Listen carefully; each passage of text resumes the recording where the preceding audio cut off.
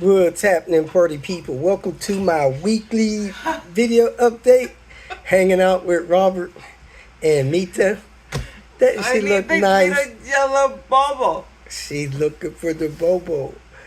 And hey, this week's video, I tinkered with that S60 a little bit. Helped John with his 850R that was manual swapped. And just did some stuff daily. I'll put a couple notes in the title here. Hey, I have been reported to PayPal, I guess, for somebody not receiving the tool they purchased from me. Man, that does happen. I package stuff up, I ship it. I don't know what the post office does with stuff. I got a package, you guys may remember, a few months ago that was shipped a year ago. So the postal service does lose things. When you're shipping overseas, they don't insure that stuff, and once it leaves here, it's untrackable. So somebody purchased a $6 tool from me. They were overseas, so they paid, I don't know, $15, $16, $17 for shipping. I shipped it out, like within the next day or two. I sent them notification that it was shipped, and here it is, 2.5 months later. They have reported me as someone that did not follow through on my side. Man, let me tell you, I got all kind of proof on this side that the package was packaged up and given to the U.S. Postal Service. Is it not my fault that it didn't make it to you? Not really. But if you contact me and say, hey, Robert, man, I did not get the tool that I ordered. Can you help me out? Send me another one. Man, I'd be glad to send you another one. Out of all the help that I've given you over the years, the information, the great tips and tricks, the instructions on saving thousands and thousands of dollars, I would be glad to drop a little $6 tool back in the mail to you so you can have it. However, when you report me to PayPal as someone that is, I guess, trying to scam you and not send you the $6 item that you ordered, kind of rubs me wrong. And I'm not so quick to just send you another one. Hey man, it pop me a message, say, hey Robert, I didn't get that tool. Had that been shipped? Yeah, well, man, I have sent several of those tools to people over and over again. $6 ain't gonna make or break me, man. I'm not stealing $6 from people. I promise you that. So I don't know what to say. If you have an issue, don't get what you ordered, man, just contact me. Say, hey, Robert, I didn't get what I ordered. What do we need to do to resolve this? Man, I'd be glad to resolve it any way you want. But if you report me to PayPal as somebody that's scheming or scamming you, I'm probably not going to do anything other than allow you to order another one if you want to. Other than that, I don't know what to say. And, I remember stuff like this. And then when you want to order something in the future, I may not, fulfill the order. I may just cancel it, I had a guy one time contacted me to come to Pittsburgh, do some work. I might have told this story before. I went to Pittsburgh. He ghosted me. I left Pittsburgh, come back home 2 days later. He's, I guess, found the money to pay for his work and said, hey, come do the work. Man, I was there looking for you for 2 days. We've been text messaging each other for 4 months. Then all of a sudden you can't reply to a text message. You pay for my trip, I'll come do the work. And of course he decided not to. And then 4, 5, 6 years later, contacted me wanting to purchase something for $25. Yeah, I'll sell it to you for $25 if you pay for that last trip you stiffed me on. And it's not always about the money. It's mostly about the principle. Just man up, be a man about your business. I promise you I will. So that's that. Other than that, I finally got my driver's license in the mail the other day. Their website doesn't even indicate that it was mailed again. And it was mailed on the 29th of April. Got it May 1st. And their website has got all kind of other mailing dates on there. It's just crazy. So here, you go in to get your license renewed, and you do what you need to do, or you do it online, and they mail it to you. They don't print them, hand them to you over the counter. You had to go to Columbus to get that happen, and then you got to have gone through the process for like 90 or 120 days of not receiving your license. So I'm not sure why mine was held up, but I got that. Recuperating from the flu right now, so I'm trying not to contaminate people. I'll be back to work next week, and we'll get things rolling. So, hey, I appreciate everybody's time. Thanks for watching. Hope you're having a great day. Have a good weekend. Welcome to Hanging Out with Robert. That's me. This video contains things that I encounter throughout the day. If for some reason I complete a task and you would like to see the details, you can click on the link in the description area below. This video also contains tips and tricks that I learned throughout the years. I plan on leaving this video accessible for about 30 days. After that, you can view it through my Patreon account. Thank you very much for watching. Kicking off the Tinker Day at U-Haul. Coolant system burped, so I need to fill that up so we can kick off this day. We are rolling. Still need to fix that ABS situation, but hey, we got the trailer on, we got the coolant refill. We should be good to go. Woo woo. Here we go, folks. Another Volvo Dreamland with John Ward. About to get with it, but while I was driving here from Cincinnati, man, this thing, the suspension is shot. It feels dangerous when you hit a bump going at speed. My radio still say off. My timer says I have 2 minutes. I did cut the car off, but that should not have interrupted that. So let's see if that resets. I got this little scanner here that somebody sent me to test. This thing is pretty nice. It has live data. The only thing that it doesn't have in the live data that I wish it did is the voltage. Other than that, it has pretty much everything else you would want in live data. Excellent emissions testing options for making sure you're ready to pass emissions. And it's an inexpensive scanner. I'll put a link to it in the description area. Claims I have 1 minute to go. Let's go ahead and run a 1 minute clock on it. See if it works. If not, I'll come check it in 15. There it is. How about that? Bam, we are ready for a code. Now, I did see another code in here. The code on the card didn't work. 3266. Let's see if this 5152 works. 5152. Nope, that ain't the code either. So I need to find the code to this radio, because the 2 codes I have don't work. I need to put these in the trash because they are deceptive. We are here with John Wart's high mileage R that needs parking brake work done on it. It says it has 366. I haven't read it, but it's probably what it has. So we're going to go ahead and replace the parking brake on here, and then we're going to redo the AC system. Let's get started. Woo woo. With the handle pulled up all the way, even into the destruct area of the center console, we have absolutely no contact with parking brakes. So I'm going to let that down, pull this little plate here, adjust this in all the way, and see if we have any contact then. I think that's a T50 if I'm not mistaken. Let's get with it.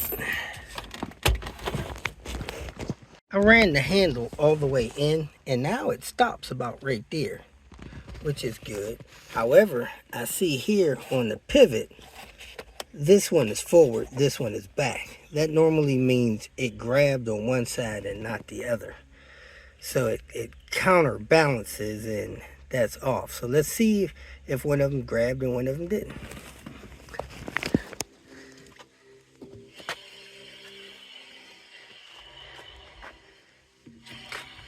No grab on that side.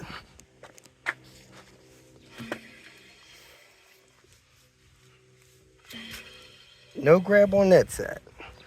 So with the handle pulled, it feels like it has tension, but we still don't have no grab. See if I can pull it a little tighter. No, that's pretty tight. So let's see if we got anything in here. Let's pull the wheels off. See if there's anything in here behind the disc.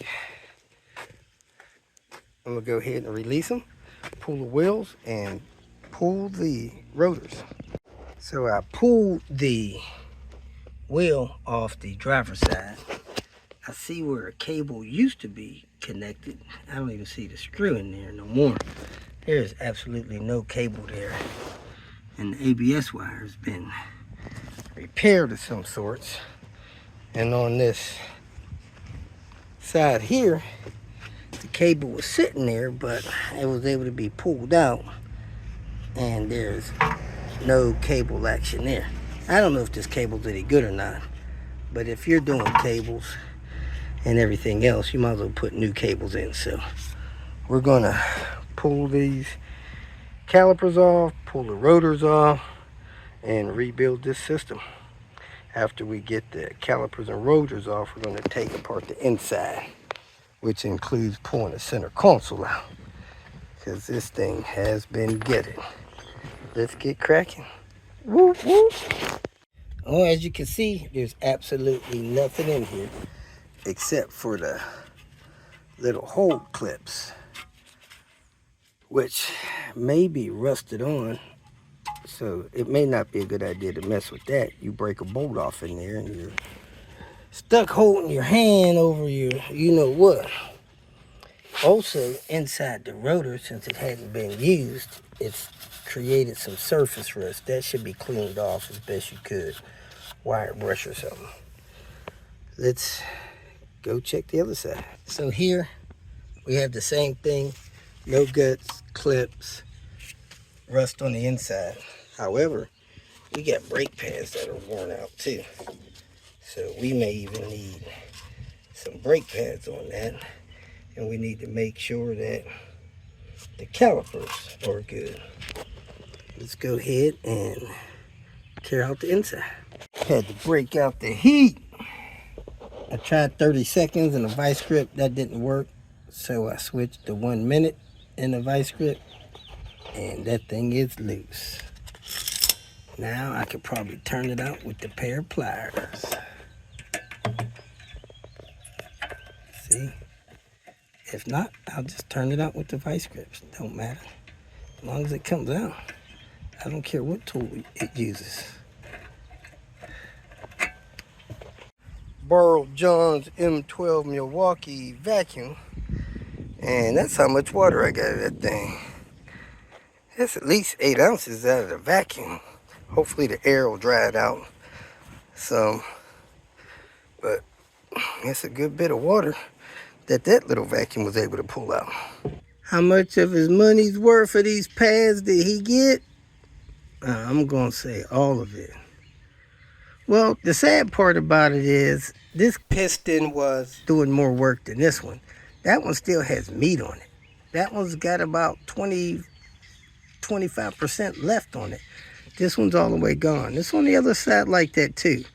So I don't know if that's a characteristic, but we'll see if this caliper piston is seized, because this is a 2-piston system. Maybe that's the nature of the beast, but we'll find out in a minute. I'm gonna put a new pad in there, then pull this pad and see if I can get that piston to collapse as easy as this one did. Kicked off the Tinker Day, I took a couple of wheels to Discount Tires to get a tire replaced and get another tire swapped over to another wheel for one of the cars. And man, this thing is shaking violently. I think I have a blown strut, but I'm gonna pick this thing up, make sure I don't have no wheel coming off this thing. I see I lost a lug nut, but that's been off for a while. So let me check this thing out and get to work on John's car, finish that stuff up there. All right, we are getting back here. We're gonna pull these wheels off, replace the rotors and calipers. Calipers are sticking. We got new calipers here. We're going to do that and move forward from there. New John, tested, trusted, stopping power. I don't know if those calipers will help your car stop or not. It is an AT caliper, so it's just their reman. They put a hardware kit in here that doesn't fit the calipers. See how the pin is sticking out this side, sticking out that side, and won't go in no further. Those pins actually look too fat.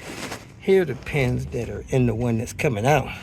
And as you can see, the tips are already recessed and the pins are out there as much as they are there. So these pins are too long and too fat. So I'm gonna have to use the old pins. Let me get them out, put them side by side. They are definitely longer. I didn't put my caliper on them to see if they're thicker, but they're probably thicker too. Let me get these other ones cleaned up and installed. For some strange reason, the pins on this side were fine. Got the brakes done, got the parking emergency brake readjusted. We are ready to bleed the system. Pretty sure that's what John wants to do, bleed the system. Let me send him a text message and get to bleeding. I also adjusted the handle so it don't travel too much coming up. That's about as high as you want that thing to travel. I may even adjust it a little more. You want it to start making contact, just a couple notches up. So that's 4 notches. It's starting to seem to hold. Let's see if I can spin it. Nope, I can't spin it with 4 notches. That should be good. Let me check the fluid, see if he wants to purge the system. Bleeding the brake and clutch system. Got some new .4. Don't do .3. Siphoned all of the old fluid out. About to start pouring some new fluid in, and we'll pump the rest in with that. Fluid level's good. Fluid level's good in the bottle. We have 14 psi, 1 bar, and it's flowing. You want to do the furthest one first. And we are slowly filling up this bottle. And it's getting the air out at the same time. I don't think the air is coming in through the drain cock or bleeder pin or whatever you want to call it. But I'm going to let it get up, since this is the furthest one, up to the bottom of the word bleeder. And I'm going to test it. See what the quality of it is. And if it registers on our fluid tester, I'm going to bleed some more out. But it's looking really pretty clean right here. What's coming out of there looks a lot better than what came out of the reservoir. That's what came out of the reservoir, and it tested at 2-3% water moisture content. Here's the tester here. Of course, you don't want it more than 2%. That's in okay range. 3% is danger, but while you're doing brakes, now's the time to do it. Let's shut it down and test it. You push the button, you get an okay. You dip the tip in the fluid, bring it back up.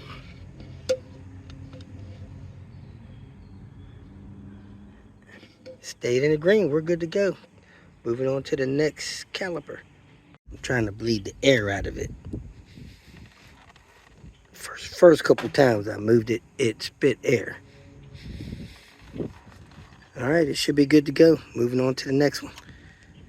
Put that dust cap on there. Here we are, folks. A beautiful day in the neighborhood. Volvos forever, 850s, whoop, whoop. We're gonna give this vehicle an AC refresh. A dryer, evaporator, vacuum it, service it, and we're gonna replace the dash in this thing. It's a 97. It's made out of spare parts, but man, it's got a lot of good things in there, like the DO88 intercooler, the manual transmission, the DO88 rip kit, DO88 coolant hoses, and a brand new parking brake system. So let me go ahead and get started, get this dash out, and keep moving forward. We'll start out by taking everything loose at the firewall.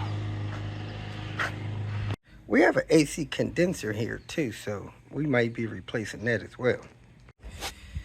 Well, we got everything removed here.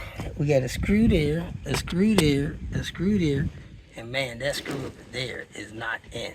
So I suspect somebody tried to repair this dash at one time. So let's keep moving. Can somebody tell me what this is? I've never seen that fixed before. Yikes. Wonder what it's like on the other side. Heck, it wasn't doing much anyway. Oh my gosh, John is right. This thing might come out in 12 pieces. We have the dash out. We're gonna see if the car starts so we can check the ECC system with the VST. Who knows? Let's find out. And the car does start with the dash out. We have flickering lights. We're going to see if this thing will go to, I'll put it to auto.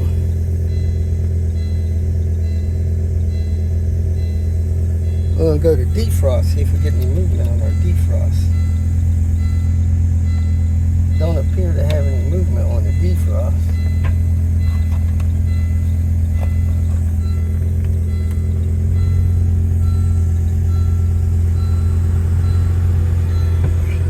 Fan works.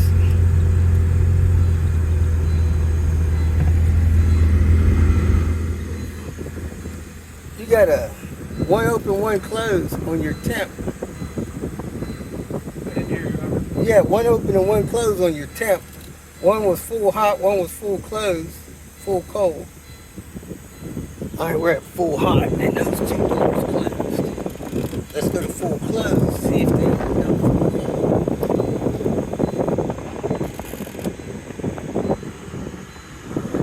Yep, here, opening up one by one on the floor.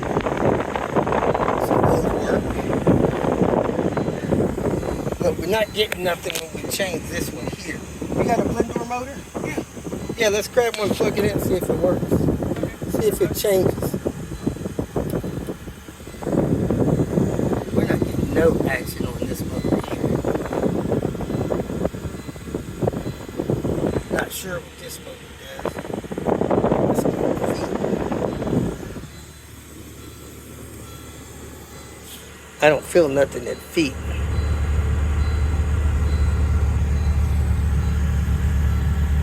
Let's go facial vent.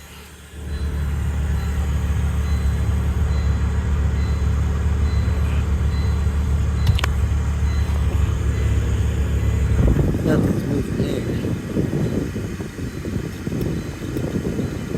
That's feet.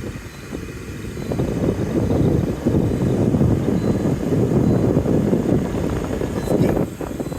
Up.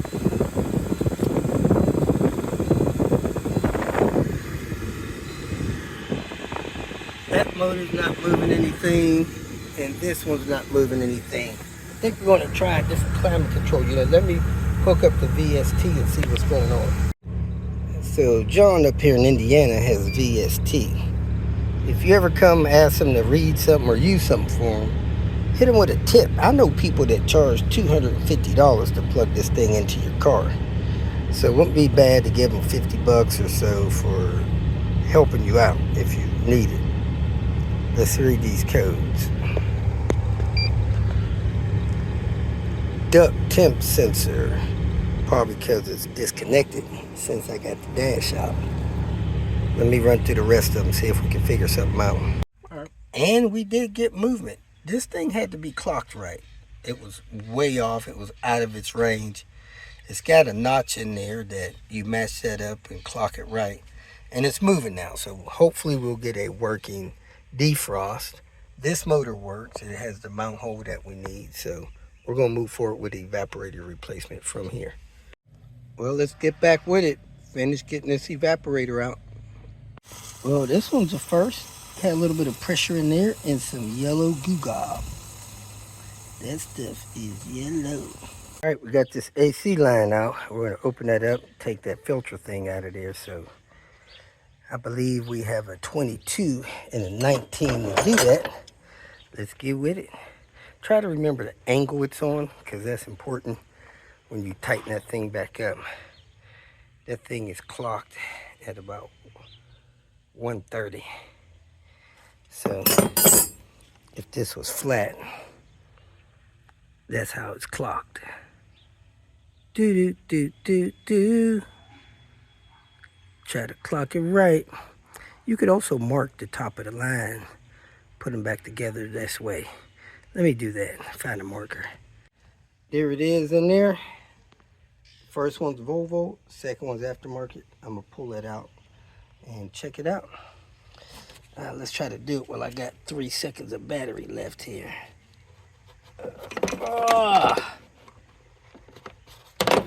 Oh man, it looks like, oh, it didn't come out. Let me grab with 2 hands. That's probably the cleanest one I've seen. I'm gonna put the Volvo one in there.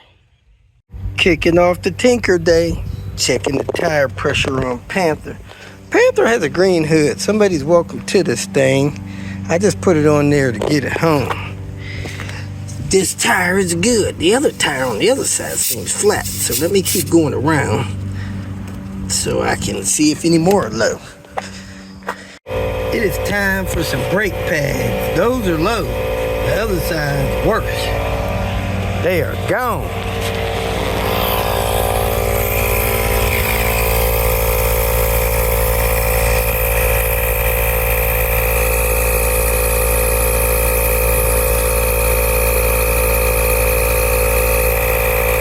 On my way home from out of town yesterday, I heard some strange metallic grumbling sound from my rear end. When I'm on the gas, I don't hear it. When I'm on the brake, I don't hear it. I only hear it when the car is kind of coasting. So I'm gonna go into here and see if any of my rear suspension parts are busted after I put it up on ramps. What I'm suspecting is one of my Delta Link ends are busted. But something's rumbling down here. Do do do do do. Well, that does not look busted. That's a good thing. Let me put some light on that and check the other one. Yeah, sometimes these are busted. But this car hasn't been in any rusted areas. So I'm not sure what this grumbling sound is. Let me see if my swipe, ow, god dang it. I just hit my toe hitch, my leg. The anti-sway bar looks tight. Let me see if this one on this side is busted. This one isn't busted. That's good. Jeez. Alright, I don't see nothing busted down here. Let me look around a little bit more. I guess it could be the spring rubbing in here. I'm not sure if that's supposed to be doing that or not. I wonder if that spring broke. I don't see it curled up under there the way it should be. May have a broken spring. Piece may be missing. Yeah, I think that's what happened. Spring broke. Let me put some light on this.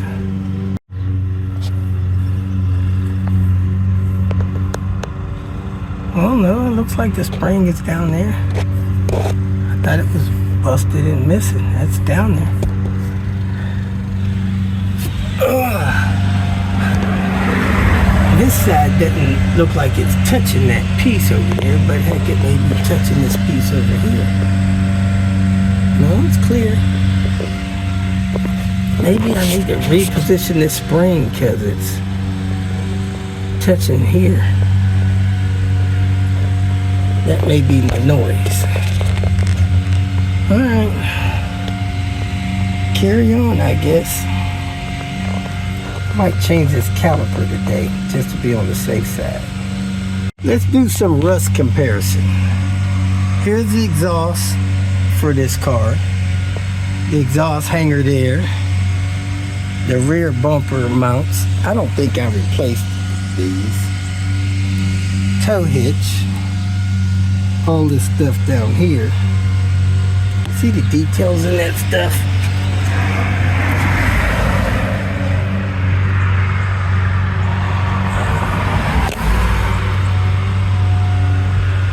And you can see down there.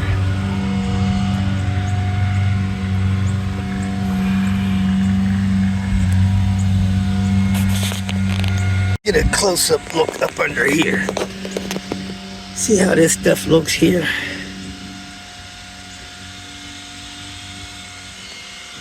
This is how these cars are supposed to look.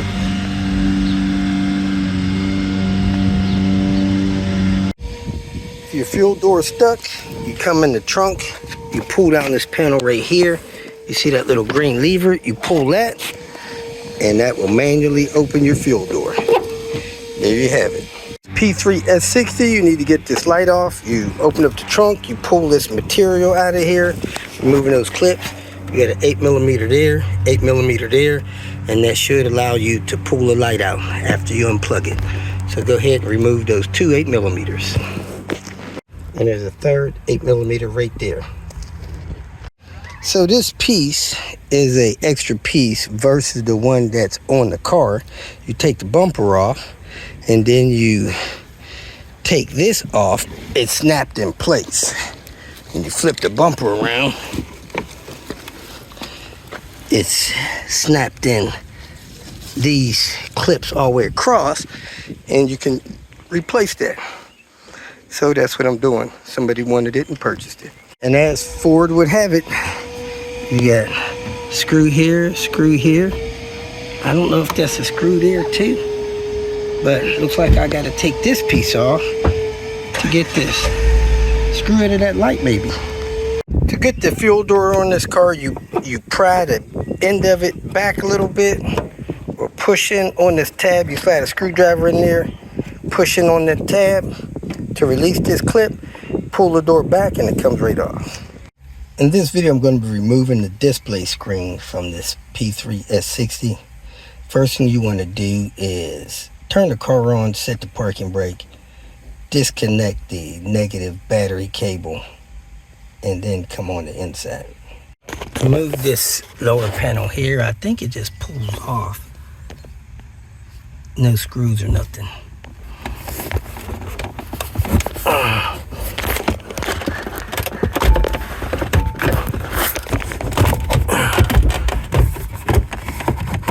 Yep, just has some pull snaps on it, then massage it out of there somehow.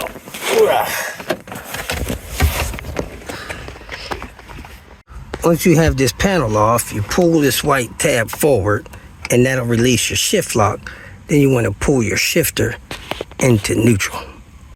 There you have it, you're in neutral. Again, if you don't have your parking brake set, you'll probably roll away.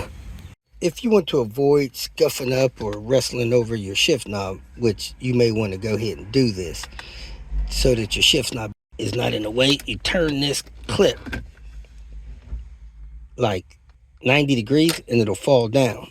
Then you can lift your shift knob up and off, and you have your shift knob out of the way.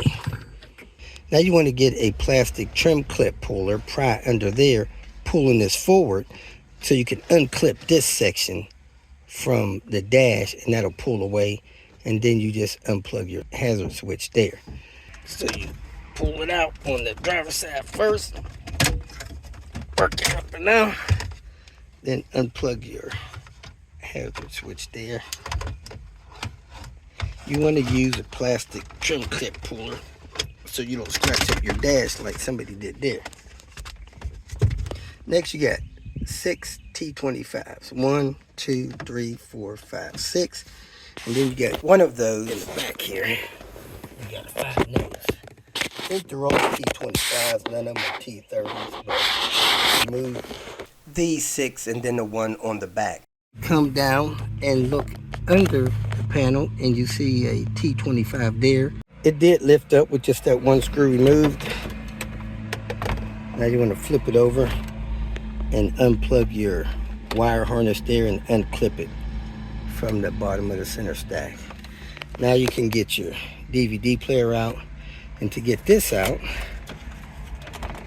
Oh man, this got screws on the back side of that, but you want to massage this up and out from the display.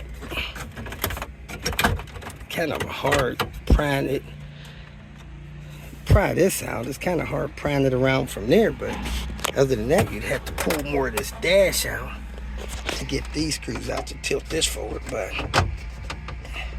I'm gonna pry this up here to get that the rest of the way out, and then unplug, then remove the screws from the screen. I was able to pop that piece up over here. Now I'm gonna take these, look like T25s out, and remove the DVD player and the display screen. You can let these screws fall behind the panel. They'll fall out on the floor. They'll roll out from behind here. There you have it. Unplug this stuff, then do those 4 screws and pull it out and unplug that. It has 5 plugs on the back of it. They come off pretty simple. When I tried to pull it out, it didn't feel like it was going to come out because it was hitting this piece down here. I had to tilt it, top of it down to get it to come out. So there you have it. Not sure what you need to do to get more of this out, but I see a couple screws here, a screw here, screw here. This panel here may have some screws under here. Nope. So, of course, this comes out. You start on the back of this. Anyway, let me keep moving forward, taking stuff out of this car. It's time to get the speakers. Meet a detailed Panther.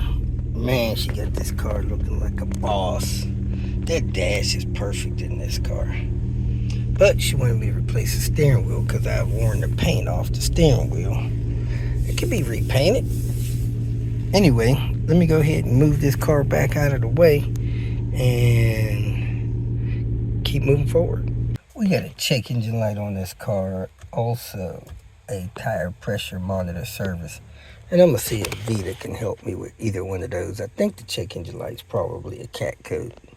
This is the first time I scan this car with my Vita. And that's well, this might be why our tire pressure monitor system is not working. You got 11.8 volts, which is not good. Here we are, folks. A beautiful day for fishing. I'm just sitting here imagining fishing, but I guess I got to get up and fish that evaporator out of that dash area, because I pulled the dash a couple days ago. Didn't make it up here yesterday to continue the job. Now it's time to wrap it up. Let me get cracking. Had a very hard time getting the top of this evaporator box off of the lower portion because somehow the gasket turned into tar and glued that side of the box down back over here. So this is the evaporator which you breathe through, and this is the cabin air filter side. The other side goes in, but you can see the little white ashy marks on there. That's where it leaks. It's been leaking at. Let's pull this thing out and get it replaced. After a rain break, let's get back at it. We got this thing in place, locked and loaded. Getting ready to put the arm back on and jam it up through that hole there. Let's measure it, make sure our tips will fit, or you can see it when you're jamming it up there. It is a pain in the butt though. This fell on the floor when I pulled the dash out. Took me a few minutes to remember where it goes, but it goes right here. It's a guide. There it is. There's supposed to be a screw on the back of that thing holding that in, but evidently the last person took that out, didn't put it back. So it'll lock in that hole there. It's raining on me again, so I'm going to take this time to do the heater core and then rip the wire harness out of this dash because the replacement dash had a wire harness chopped off. Let's do it.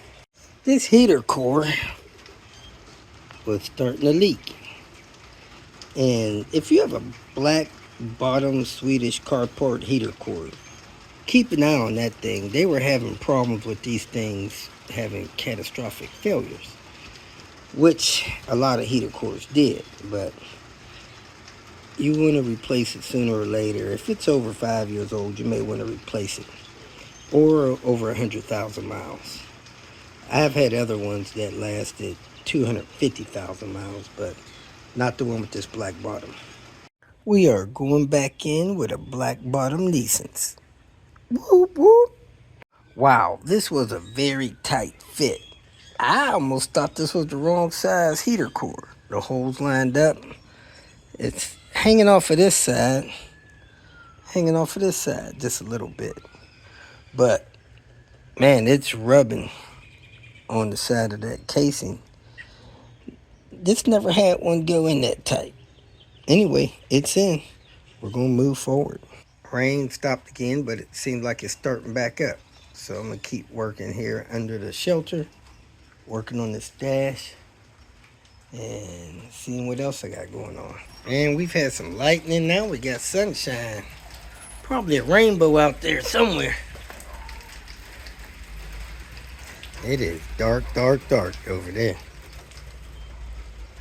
Overall, this dash is busted up pretty good. It's had some crazy hacks on it. Most of that stuff is busted off.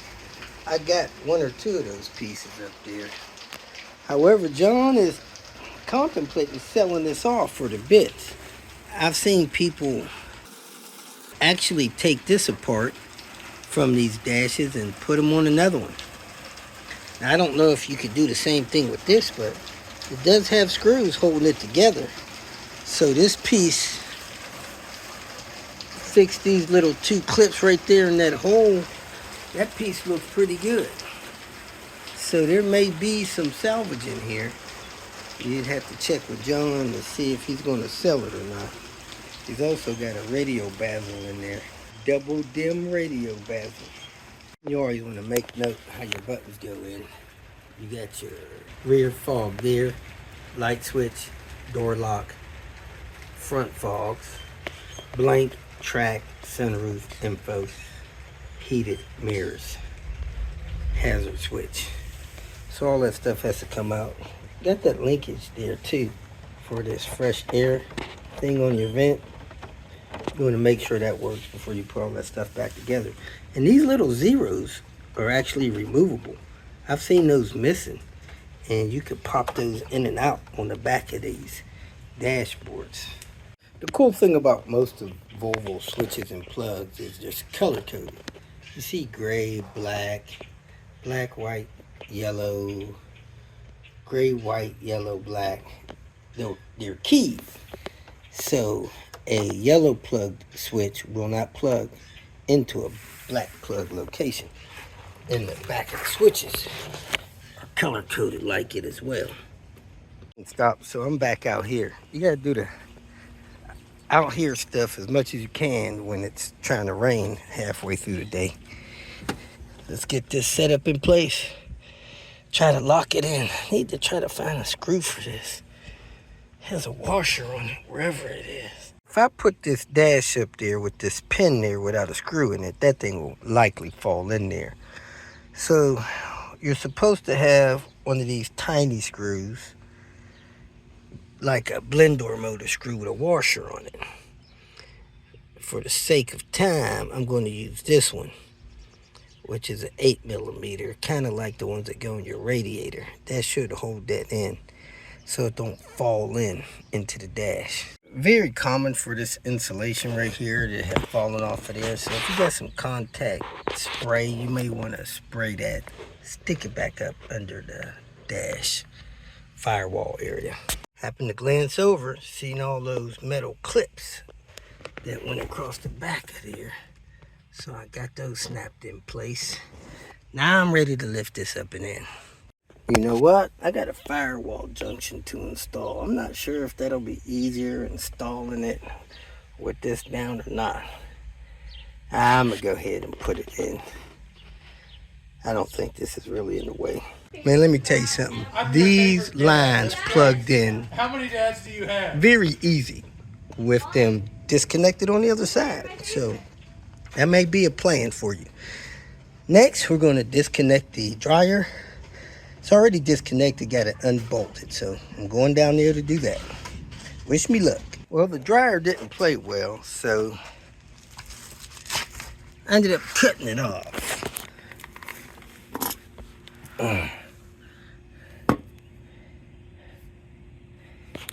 That aluminum just gets stuck in there.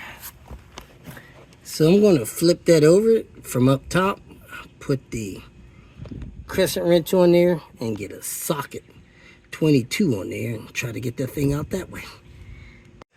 Man, we got this thing off. It was totally unthreaded, but stuck on there. Beat it off crooked with this little hammer. I don't know where the piece went to. It's down there somewhere. I really hope I never see it again. But I guess I better find it, make sure it don't get stuck in the serpentine belt when we start the car. Look like the threads in there may be damaged. They don't want to screw on to our new dryer. That hose had to go, couldn't get the bolt out. Several tool attempts. Cut it off, and we are calling it a night. Off to Tinker Day, so these new wheels and tires, gonna get them off the car so somebody can come get them. Put these 18s on there. Whoop, whoop.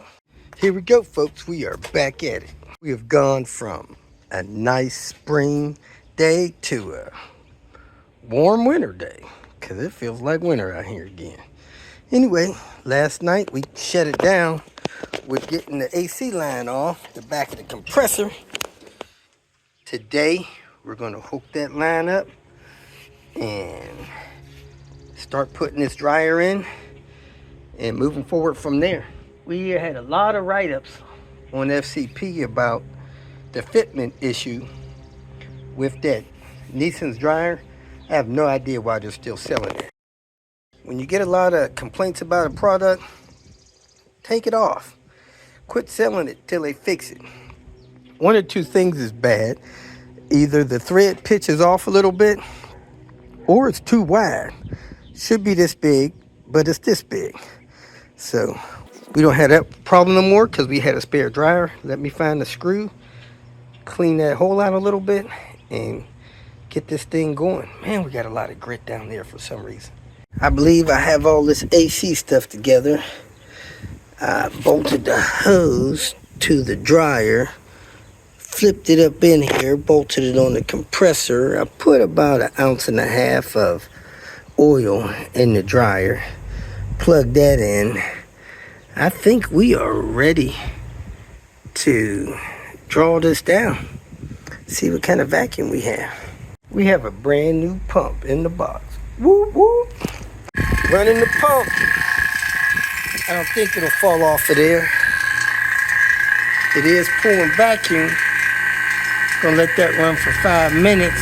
Hopefully it'll pull down at least -2.9. 29 vacuum. Still going down, that's good. That'll indicate we don't have any major leaks. Then we'll see if it'll hold. Make sure it don't have any minor leaks. And of course, before use, you added oil. This cap actually vents, not like mine. To push it all the way down, maybe to close it, but it is vented. I seen smoke coming out of it when I fired it up. We are almost at -29 inches of mercury. So it's been running 5 minutes. Still has good oil level. We do have close to the 29 inches of mercury, so we're going to close this valve, which shuts off the vacuum, and then we're going to let that sit for 30 minutes to make sure it holds that vacuum. And we're going to shut off the pump here. So close the valve. That shuts off the pump. Change sound a little bit. Shut the pump off. Now you let that sit for 30 minutes. You should have that same pressure after 30 minutes, letting you know that your refrigerant system is not going to leak. Next, I'm gonna put my cooling fan back in after I secure a couple of these loose ends. There's a couple of nuts missing there. That wire harness is not secure there. Then I'm gonna drop the fan in.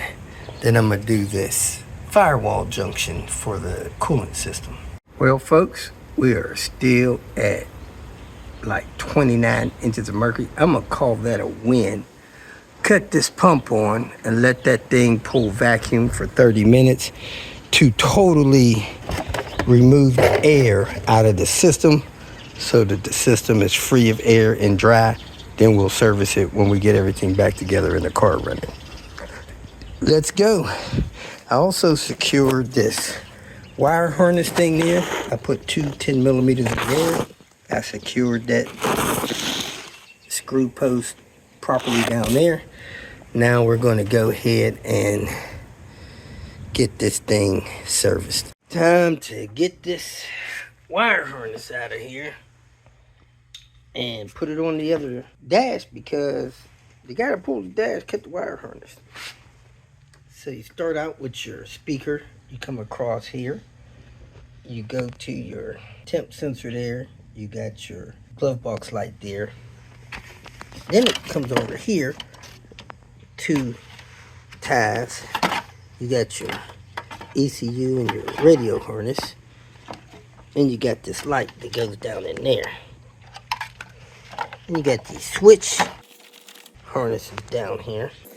And you got this sensor here. Then it comes up over here. You got this thing here. You pull that off.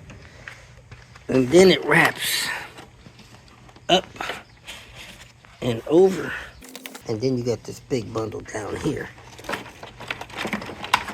It doesn't come down under this way, it goes over top. So I'm gonna pull these two straps off here and pull this duct out here to get the rest of it out. And it goes over here. So let's finish it off. So the dash that was in the car came out, the R dash, almost like a wet rag. There's so many breaks in it that it didn't hold together. Break there, those are foundational breaks. So John has another dash that may only have 59,000 miles on it.